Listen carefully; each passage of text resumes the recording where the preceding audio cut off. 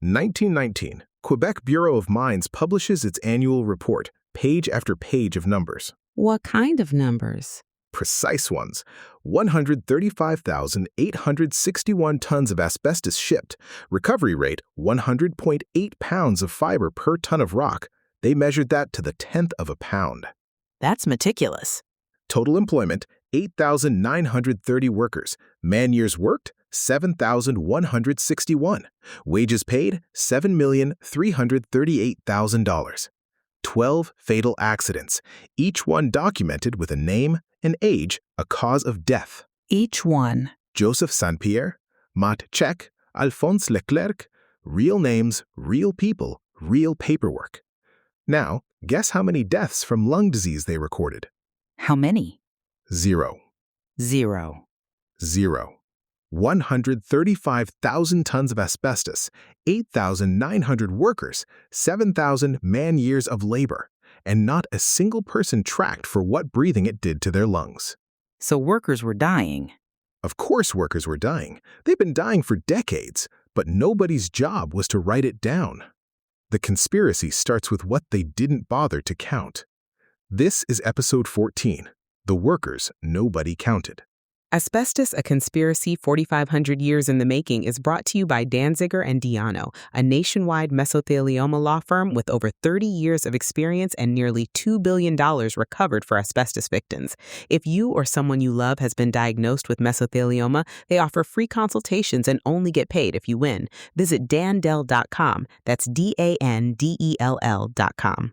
So here's the thing that kept me up last night. Quebec's Article 2163 required mining companies to report fatal accidents with full documentation. They were legally obligated to record names. But not illness. Not illness. Crushed by rock? Documented. Fell down a shaft? Documented. Lungs slowly destroyed by breathing the product you were mining? Not their problem. So who was supposed to track that? Nobody. That's the point. There was no system, no requirement, no mechanism. And this wasn't accidental, it was structural. The absence of data was built into how the industry operated from day one. Convenient. Very convenient, because here's what that absence bought them. Plausible deniability. No records means no pattern. No pattern means no proof. No proof means no liability. You mentioned photographs earlier in the research. The Cobbing room girls. This is fascinating in the worst possible way. The Bureau of Mines took promotional photographs, bright, healthy-looking French-Canadian women wearing floral patterns, swinging hammers to break apart asbestos rock. Promotional. For brochures, for investors, for customers. Here are the happy workers in our modern, efficient operation. Look how clean everything is. Look how cheerful they seem. And medically tracked too, I'm sure. Never. Not once. Photographed for marketing materials, invisible for health surveillance. The same company that measured asbestos recovery rates to the 10th of a pound couldn't be bothered to check if the Cobbing room girls could still breathe 5 years later. They tracked the rocks, but not the people breathing the dust from those rocks. They knew how much asbestos was in every ton of ore. They had no idea how much asbestos was in every pair of lungs. Follow the money, follow the bodies. Now, you might think, this is Quebec in 1919, different era, different standards. Nobody was tracking worker health anywhere. That's just how things were done. But that's not true. But coal mining, Britain, 1850. The Coal Mines Inspection Act passes Parliament, mandatory death reporting, 70 years before asbestos had any health regulations at all. 70 years. And it wasn't just a law, it was the infrastructure. Britain built an entire system for tracking coal mining deaths. Inspectors, reports, a centralized database. By 1920, they had documented over 164,000 individual mining accidents. With names? With names, with dates, with causes of death, with the mine where it happened. 164,356 records, each one a person. And asbestos had 0 disease deaths on record, despite identical workplace mortality rates. Wait, identical? The fatal accident rate in Quebec asbestos mines in 1919, 1.67 deaths per 1,000 workers per year. The fatal accident rate in British coal mines at the same time? 1.67 deaths per 1,000 workers. The exact same rate. The exact same rate. Both industries were equally dangerous for accidents. Both industries had the same risk of crushing deaths and falls, but coal miners who got sick from breathing coal dust counted. Asbestos workers who got sick from breathing asbestos dust didn't exist, statistically speaking. Coal got 164,000 names? Asbestos got a void. That's not ignorance. That's not different standards. That's architecture. Someone designed it this way. Someone looked at what coal was doing and decided, we're not going to do that. This is episode 14 of Asbestos, a conspiracy 4,500 years in the making, brought to you by Danziger and Diano. For workers who fell through the gaps of the system designed to not count them, there are still legal options. dandel.com. Back to the story. So we have this massive documentary black hole. Decades of industrial asbestos production, thousands of workers, and almost no health records. But there are a few names that slip through, and they're the exceptions that prove the rule. Give me one. 1899, a young man, 33 years old, shows up for a post-mortem examination by Dr. H. Montague Murray at Charing Cross Hospital in London. He's dying. His lungs are destroyed. And he works in an asbestos textile factory. First documented case. First British case. And here's what he told Dr. Murray during the examination. He was the only survivor of 10 workers in his carding room. Wait, 9 of his co-workers were already dead? That's what he claimed. 9 people he worked with, all dead. And Dr. Murray's response, this is in the parliamentary testimony from 1906, I have no evidence except his word for that. No evidence. Nobody investigated. Nobody went to the factory. Nobody checked employment records. Nobody knocked on doors. Nobody asked, where are the other 9? A man tells a doctor, while dying, that 9 people he worked with are already dead from the same thing killing him, and the response is essentially, we'll just have to take your word for it. I have no evidence except his word. That sentence is the whole episode. 135,000 tons measured to the 1/10 of a pound. 9 dead workers? We only have his word. Did anyone ever find them, the missing 9? Still missing, over a century later. The records were never created, or never kept, or destroyed. We don't know which. What we do know is nothing was done. No one went looking. That's convenient. Then there's Nellie Kershaw. I've heard that name. You should have. She's the first named asbestos death in Britain. Official, documented, inquest and everything. Started work at Turner Brothers in Rochdale at age 12. 12 years old. 1891. 12 years old, working in a textile mill carding asbestos fibers. Do you know what carding involves? Tell me. You take raw asbestos fiber and you brush it. You comb it. You separate it by hand in a room full of other people doing the same thing. The air is thick with fiber. You breathe it in all day, every day, for years. And she did this for over 2 decades. And by her early 30s, she couldn't breathe, couldn't work. Applied for compensation from Turner Brothers, the company she'd given her lungs to since she was a child. What did they say? The company's official response, and I'm quoting directly from the legal record, we repudiate the term asbestos poisoning. Asbestos is not poisonous. While she was dying. While she was dying. She couldn't afford a doctor. She couldn't afford food. She was trying to get money from the company that had employed her since she was a child, and their legal position was, the thing destroying your lungs doesn't exist. Asbestos is not poisonous? She died March 14, 1924, age 33, same age as Dr. Murray's patient 25 years earlier.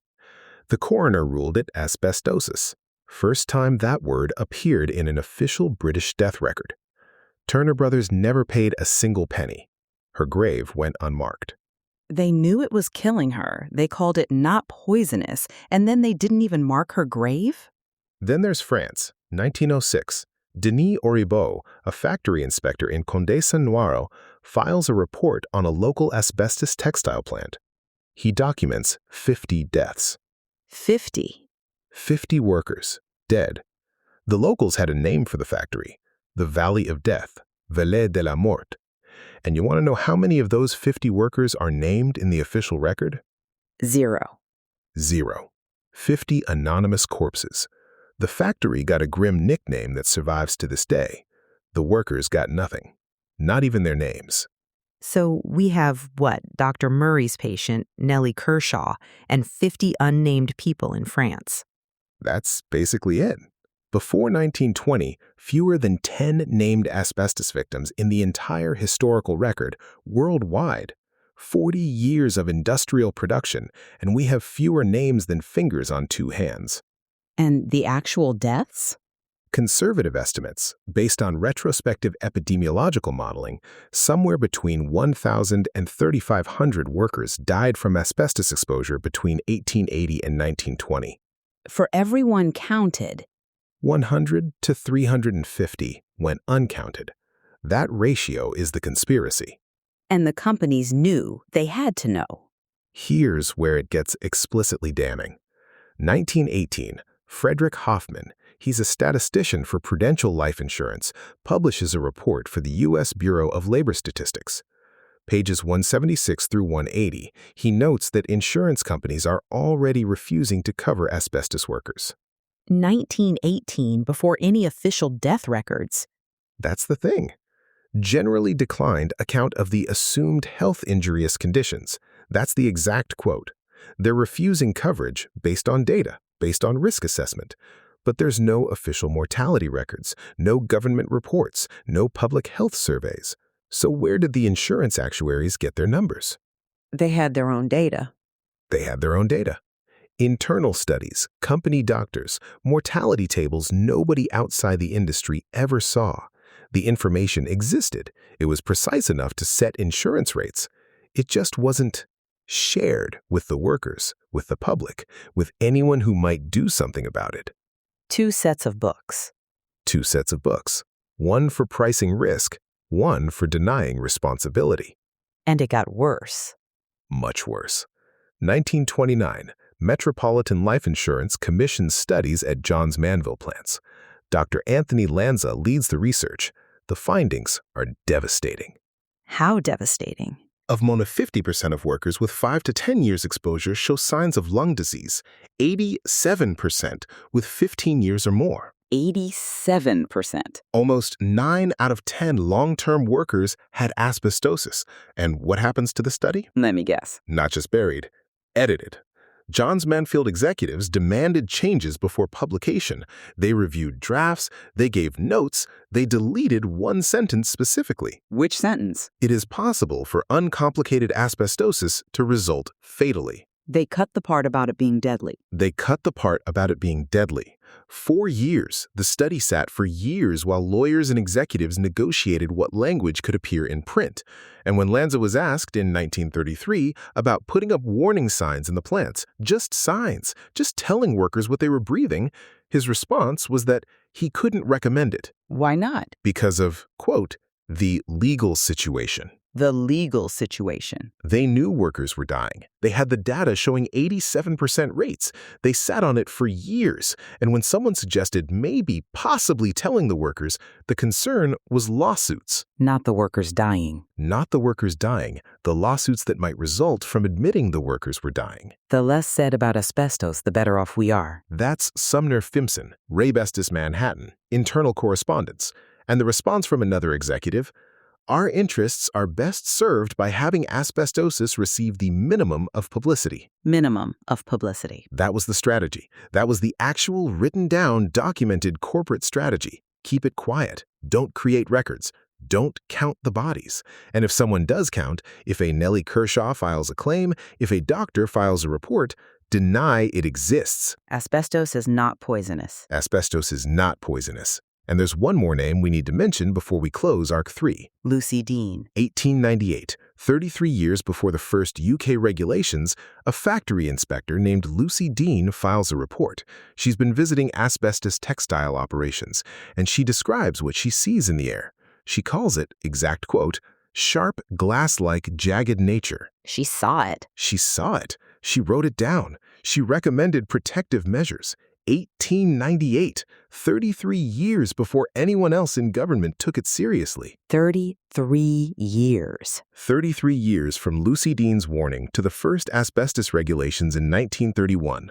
33 years of workers dying while the industry practiced minimum of publicity. And that's where Arc 4 begins. That's where Arc 4 begins. Arc 3 was about the void. Who wasn't counted? Arc 4 is about what happened when people started counting anyway. Lucy Dean counted. Dr. Murray counted 1. The insurance companies counted in secret, and the industry's response was to make sure nobody listened. Next time, episode 15, The Body Count, begins. This episode was brought to you by Danziger and Diano. You know what strikes me about this episode?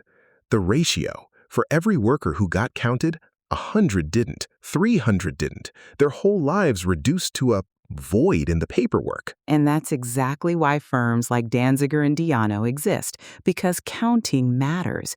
Dave Foster, their executive director, he spent 18 years making sure families get counted, get heard, get compensated. He lost his own father to asbestos lung cancer. He knows what it means to be on the other side of that void. Anna Jackson runs patient support, 15 years. She lost her husband to cancer. Larry Gates is a senior advocate who lost his father to mesothelioma. He's currently fighting cancer himself. These aren't credentials on a website. These are people who understand personally what it means when an industry decides your family doesn't count. The workers we talked about today, Dr. Murray's patient Nellie Kershaw, the 50 in France, they deserved someone fighting for them, someone keeping records, someone refusing to let them disappear into a statistical void. If you or someone you love is facing a mesothelioma diagnosis, Danziger and Diano can help. Free consultation, no fee unless you win. Dandel.com. That's DANDELL.com. The workers nobody counted deserve to be counted now. All right, that's a wrap. We are done. The Cobbing room, girls. Because apparently the way to sell asbestos to investors is hotties with hammers? Very cheerful imagery. Floral prints. They put them in floral prints. It was the style. No, but think about that. Someone made a decision. What should the asbestos girls wear for the photograph? And somebody else said, florals. Florals are friendly. You're stuck on the florals. I'm stuck on the goddamn florals because that's a meeting that happened. That's a conversation that real people had. How do we make poisoning workers look cheerful? Flowers. You've broken something in your brain. The florals broke me. I'm not recovering from the florals. Nellie Kershaw, though. 12 years old? Started younger than my niece. 33 when she died. Same age as Murray's patient. Yeah, I noticed that too. Her grave went unmarked. That's the part I keep coming back to. They could measure asbestos to the 10th of a pound, but couldn't put her name on a stone.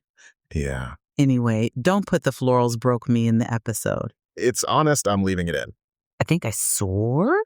It was authentic, though. Fine. See you next time. Monologue this time. Sometimes it is just a monologue, but we just keep it moving, keep it going.